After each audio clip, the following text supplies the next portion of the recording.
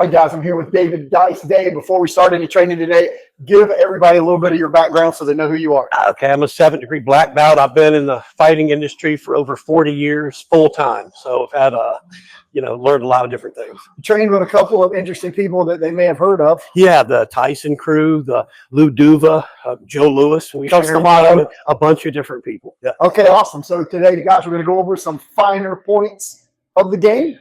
Let's get to it. So the first thing you want to talk about. Yeah, so I think we can all agree that a power shot, your jab is like that snake's tongue, but the power shot has torque, weight shift, and snap. Okay, right? demonstrate that. Okay, so, every power shot's going to have torque, right? It's going to have weight shift, so you're hitting with your body weight, and then, of course, it's going to have snap on the end.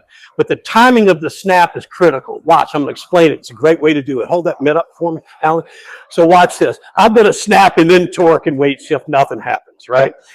I'm going to let the elbow go as the shoulder goes, okay? So we're still going to torque, weight shift, okay?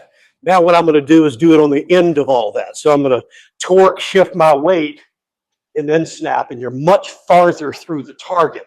So the difference is, that's nothing. Here's a little bit, and here's a lot more, okay? Right to the target. So you always want to let that snap go at the end of the turn. And remember, at impact, you're punching and covering.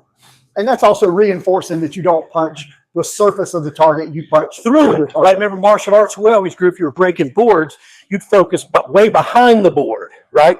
Well, if you're snapping too early, you don't get that depth, right? That's where the power is in that full shoulder turn. So even if you're doing something like a mitt drill, it's a mistake to aim specifically at the very surface of the target without having to follow through on the Right, front. unless you're trying to work on like a really long range right hand, Right. or you'd be coming up with something behind it. But absolutely, and you just got to protect your coach too, because we both had shoulder, elbow injuries. I've got scars all over me from holding mitts from wild people.